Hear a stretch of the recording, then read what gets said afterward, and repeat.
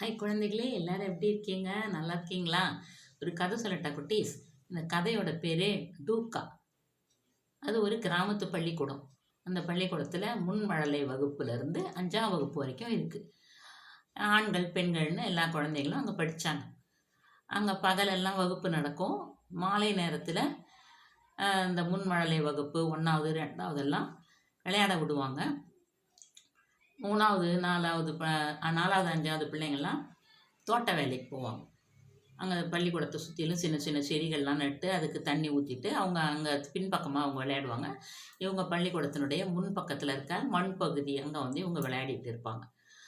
அந்த பள்ளிக்கூடத்தில் லக்ஷ்மின்னு ஒரு பொண்ணு 1ஆம் கிளாஸ் படித்தா. பாலான்னு ஒரு பொண்ணு 2ஆம் கிளாஸ் படித்தா. பாஞ்சாலின்னு ஒரு பொண்ணு முன்மழலையர் வகுப்பு படித்தா.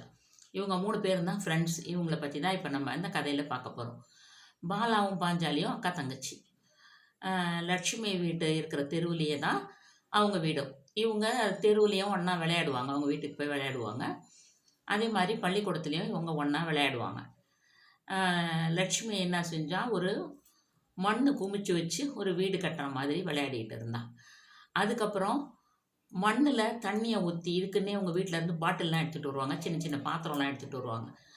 மண்ணில் தண்ணியை ஊற்றி அதை நல்லா பிசைஞ்சி ஒரு பாத்திரத்தில் போட்டு தட்டி, அப்புறம் தட்டில் போட்டு தட்டி அதை கேக்கு அது இதுன்னு செஞ்சு விளையாடுவாங்க. அதுக்கப்புறம் வீடு கட்டி விளையாடுவாங்க.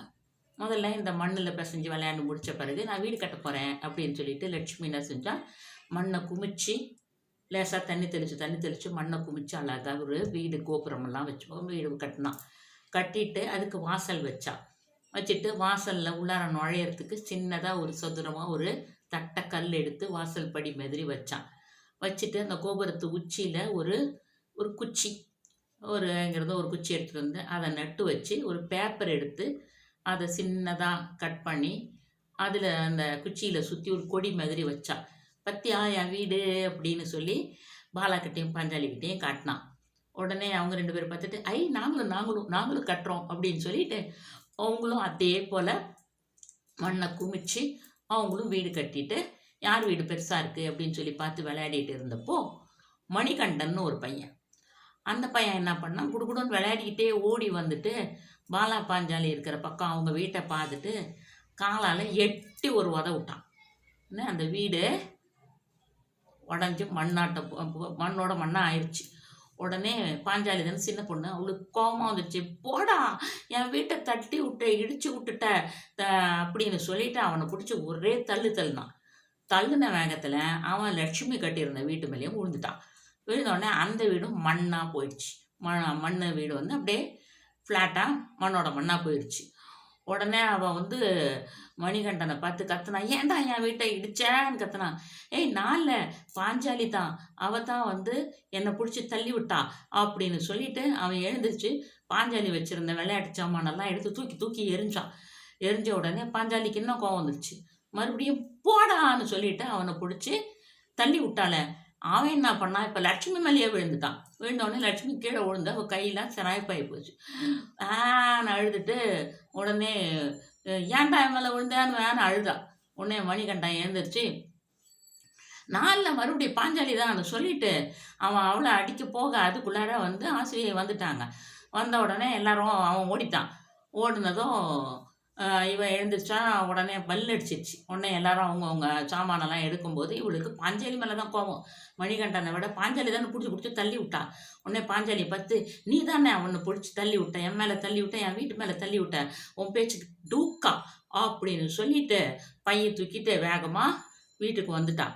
அழுதுகிட்டே வந்துட்டான். இன்னும் கையில் வேற சிராய்ப்பான். அதனால அதை பார்த்துட்டு அழுதுகிட்டே வந்துட்டான். பாலா என்ன பண்ணா, பாஞ்சாலியை ஏற்றிக்கிட்டு போயிட்டான். அவளும் அவங்க வீட்டுக்கு போயிட்டான். இவன் அழுதுகிட்டே வீட்டுக்கு வரவும் அம்மா பதறி போயிட்டாங்க. என்னாச்சு அப்படின்னாங்க. அம்மா, நான் கீழே விழுந்துட்டேன், என் மேலே காயமாக இருக்குது. நீ என்னாச்சு அப்படின்றாங்க. பாஞ்சாலி கிட்ட நான் டூக்கா விட்டுட்டேன் துண்டாக சொல்கிறான். என்ன சொல்லுமா அப்படின்ன உடனே, நாங்கள் சாயங்காலமாக விளையாடிட்டு இருந்தோமா, அப்போது நான் வீடு கட்டி விளையாண்டேன்.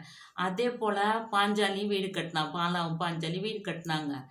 அப்போ சொல்லு. மணிகண்டன் வந்து தள்ளி விட்டான். பாஞ்சாலி வீட்டை இடிச்சு விட்டான். உடனே பாஞ்சாலி அவனை பிடிச்சி தள்ளி விட்டாலாம். அவன் என் மேலே அந்த என் வீட்டு மேலே விழுந்து அவன் என் வீடு உடஞ்சி போச்சு. அதனால நான் அவனை திட்டுனேன்னா அவன் உடனே பாஞ்சாலியை போய் மறுபடியும் அவளோட சாமானெல்லாம் தூக்கி போட்டான். தூக்கி போட்ட உடனே பாஞ்சாலி மறுபடியும் 2 பேரும் சண்டை போட்டு மறுபடியும் பாஞ்சாலி அவனை பிடிச்சி தள்ளி விட்டாளா. அவன் என் மேலே விழுந்துட்டான். நான் கீழே விழுந்துட்டேன், எனக்கு காயாகி போச்சுன்ட்டு கையை காட்டுறான். கையில் சிராய்ப்பு. சரி, இதுக்கு ஏன் நீ பாஞ்சாலி கிட்ட டூக்கா விட்ட அப்படின்னு கேட்குறாங்க அம்மா. அவ தானே மணிகண்டனை பிடிச்சி தள்ளி விட்டா. சரி, அதை பற்றி பேசலாம், நீ போய் கை காலை கழுவிட்டு வா, நான் மருந்து போட்டு விடுறேன்றாங்க அம்மா. சரின்னு இவ போய் கை காலை கழுவிட்டு வந்தோடனே அம்மா வந்து பார்க்குறாங்க, சின்ன சிராய்ப்பு தான். உடனே அதை வந்து ஒரு தேங்காய் தடவி விட்டுடுறாங்க. விட்டுட்டு சொல்லு, நல்லா யோசிச்சு சொல்லு, யார் மேலே தப்பு, யார் மேலே தப்பு? மணிகண்டன் தான் முதல்ல ஓடி வந்து அவள் வீட்டை இடித்தான். அப்போ இதுக்கு பாஞ்சாலி தள்ளுனா. அப்புறம் மறுபடியும் மணிகண்டன் தான் வந்து அவள் சாமானெல்லாம் தூக்கி போட்டான். மறுபடியும் பாஞ்சாலி தள்ளுனா. பாஞ்சாலி பேர தானே தப்பு இல்லை, யோசி. ஆமாம், மணிகண்டன் தான் அவனும் சின்ன பையன் தானே, விளையாட்டாக ஓடி வந்து தள்ளி விட்டான். விளையாட்டு சண்டை தானே. அப்போ பாஞ்சாலி கோபத்தில் தள்ளி விட்டான். அவன் தெரியாமல் உன் மேலே விழுந்துட்டான். இதுக்கு போய் நீ வந்து எதுக்கு பாஞ்சாலி கிட்ட டூக்கா விட்ட? பாஞ்சாலி உன் ஃப்ரெண்டு தானே, ஒன்றா தானே விளையாடுவீங்க, சின்ன பிள்ளை, உன்னோட ஒரு கிளாஸு சின்ன பொண்ணு. நீ போய் அவகிட்ட டூக்கா விடலாமா? அவனே, ஆமாம், நாளைக்கு போய் பழம் விட்டுறேன்னா இப்போ போய் விளையாடுன்னு சொல்லிவிட்டு அம்மா அவளுக்கு கிழங்குலாம் தராங்க. அவன் சாப்பிட்டுட்டு விளையாட போகிறான். மறுநாள் ஸ்கூலுக்கு போகிறான். ஸ்கூலுக்கு போய் பார்த்தா அன்னைக்கு பாலாவும் பாஞ்சாலியும் வரல. அதுக்கு அடுத்த நாள் லீவு, ஸ்கூலுக்கு விடுமுறை. அதுக்கும் அடுத்த நாள் போய் பார்க்குறான், மறுபடியும் பாலா பாஞ்சாலி வரல. அடுத்த நாள் அவங்க வரவே இல்லை. உடனே போய் அம்மா கிட்ட கேட்குறான், அம்மா பாலா பாஞ்சாலி வரவே இல்லைம்மா, நான் பழம் விடலான்னு நினச்சிதாம்மா போனேன், அவங்க வரவே இல்லைம்மா அப்படின்னு சொல்கிறான். உடனே அவங்க அம்மா சொல்கிறாங்க, அவங்க மாமா வந்து அவங்கள படிக்க வைக்க, மெட்ராஸில் படிக்க வைக்கன்னு கூட்டிகிட்டு போயிட்டாரு, அதான் அவங்க இனிமேல் இங்கே வரமாட்டாங்க அப்படின்னு. உடனே இவ லக்ஷ்மி வந்து அழறான், அம்மா நான் பாஞ்சாலி கிட்ட பழம் விடவே இல்லை, விட்டதோடையே ஊருக்கு போயிட்டா அப்படின்னு சொல்கிறான்.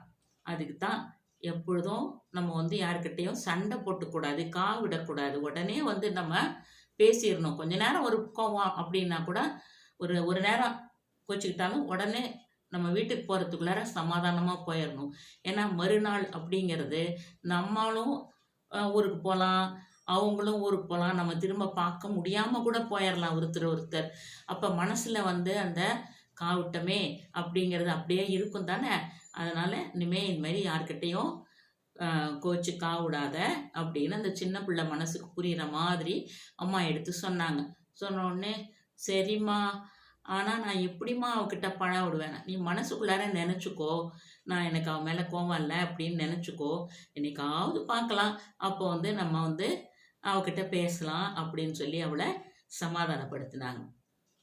இதுதான் குழந்தைகளே, இன்ற கதையினுடைய நீதி என்னன்னு சொன்னால், சின்ன குழந்தை விளையாட்டு சண்டைகளெல்லாம் பெருசாக எடுத்துக்கக்கூடாது. அதுக்காக கோவிச்சுக்கிட்டு பேசாமல் இருக்கிறது அதெல்லாம் கூடாது. ஏன்னா நாளைக்கு நம்ம ஒருத்தர் பார்க்காம கூட போயிடலாம். ஆனால் அந்த பேசலையே, சண்டை போட்டோமே அப்படிங்கிற நினைவு மனசுக்குள்ளார இருந்துக்கிட்டே இருக்கும். இவ்வளோதான் கதை பிடிச்சிருந்தா லைக் பண்ணுங்கள், ஷேர் பண்ணுங்கள். நம்ம சேனலை இது வரைக்கும் ஒரு கதை சொல்லட்டா குட்டீஸுங்கிற சேனலை சப்ஸ்கிரைப் பண்ணாதவங்க சப்ஸ்கிரைப் பண்ணுங்கள். Bye.